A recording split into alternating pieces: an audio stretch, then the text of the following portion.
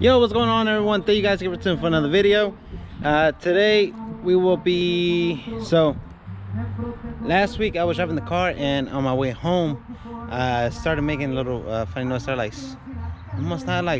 it's almost like stuttering, but the car will go pop pop pop pop pop pop pop pop, and then it was just like, and then the check engine light was turning on again. But I've been having an issue, and the issue so far was I have a code, this P0172, and that one's basically was telling me that either the spark, not the spark plugs, yeah, the spark plugs, but the O2 sensors went bad.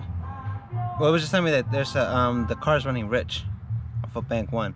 So I was trying to fix it, so I bought new O2 sensors from the top and the bottom. I've replaced those, and I erased the code, and it was good for a while, and then it just came on again. So right now I went ahead and so we're working on that today. Actually got the scanner here with me. Okay, so everything else pops up good. Eval system, oxygen sensors are good. Okay, now it says recodes. It says the same thing, P0172. So that's the only issue I'm having. But the thing is, I've already replaced the O2 sensors, and now I got the Deatschwerks Fuel pump. This one comes in with the kit and everything to install it, and that's what we will be doing today. Here's a new fuel pump. See, hopefully that fixes the issue, and if not, it might be that the car might having a vacuum leak, but hopefully that's not the issue. So first step we're gonna do, guys, is we're gonna go ahead and take out the battery, because safety first.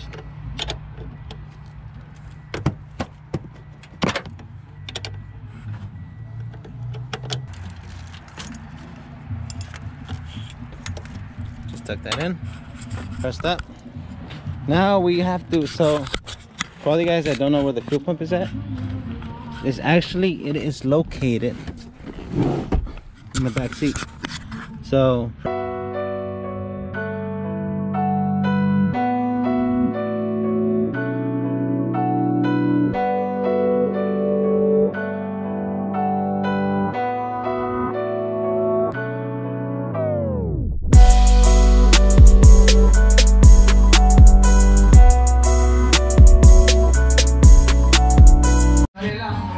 alright, guys, so I already went ahead and took out the fuel pump, as you guys saw. Alright, here's the fuel pump. I got it on a piece of cardboard because there's still a lot of gas coming out of it. But one thing I did before I even started to take the things out, well, the fuel pump out, is I wanted to make sure that the fuel, well, there wasn't no pressure in the gas tank. So I went ahead and I popped out, the first thing I did was I popped out the gas cap. I took out the gas cap out of it, and I took out I disconnected the battery as well, just to make sure that nothing, so we don't have any issues with it or anything electrical comes up later on. But I did that first, and as you guys saw, I passed the vacuum on top because it had a lot of loose dirt on top of the cap. So right now I'm gonna go ahead and wash the cap real quick, brush it down, make sure everything's clean, and then put the new fuel pump in, and yeah, go from there.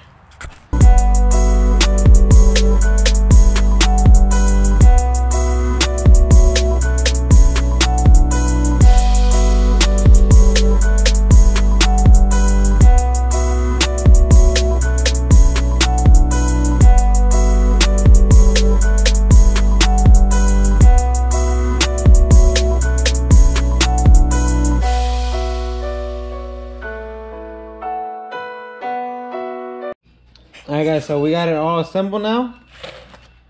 She's looking good. Everything's settled. Just time to put it back in the car, and hopefully everything came out good. As you guys did saw, the OEM one came with the salon piece. I did have to cut it out in order for it to be on the other side of the filter. So I did have to take this out. So you do have to cut this out. I actually cut it out with a knife. So you know, well, I wouldn't say you don't have to get any special tools, but you just do need something to cut it with. So I did use a knife, and the kit that came with it also came with the new wiring right here for the fuel pump. So good thing. I would highly recommend you check this fuel pump out. I haven't tested it out, but I have put it in so far, and it actually was pretty easy to put in. Everything came with the whole kit. Everything came pretty good. It's self-explanatory, and I was able to put it in. So far so good, and the install was easy. The kit came with everything you needed. So, oh sorry, I got the light on. So it actually came out very well. So it's time to put her back in the car and see how it is, and hope for the best. Hopefully it did eliminate that code we had with the engine. So hope for the best. If not, I do have spark plugs for the car, so that would be the last resort. So I had to change spark plugs, but I did change them about 10,000. Well, not even 10. I'll probably say like 5,000 miles ago, right before I put the supercharger in. So other than that, I think that might be an issue, but hopefully it's not. But regardless, I do have the new spark plugs in the new spark plugs for the car. So hopefully the best. So yeah, let's put this fuel pump in and let's see how it goes.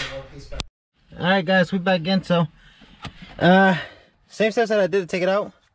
You just use a little hammer, flathead, but this time you want to hit it to line it up. You want to make sure that these lines, these blue lines right here, all lined up. You want to make sure that they're all straight. See how they are? You want to make sure that they're all straight. And yeah, the same steps. You just put the fuel line back on. Then you want to put the cap on. All the way around.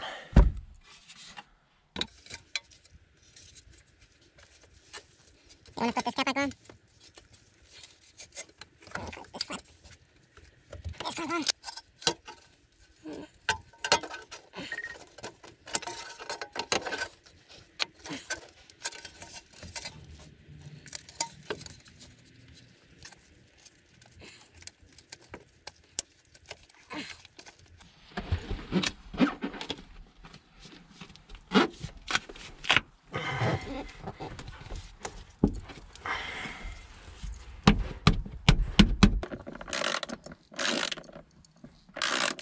So we got the new fuel pump in. Last step is to put the gas cap in, close it all up, and then go ahead and we're gonna connect the battery and check if hopefully that might be the issue. All right, guys. So next step is to fire her up. So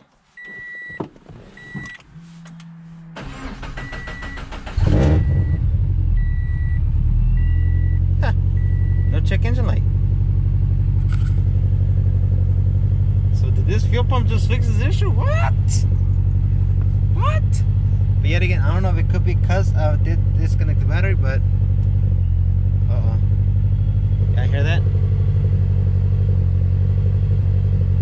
That's the issue I was having. So this is the general problem that I'm having with the car. So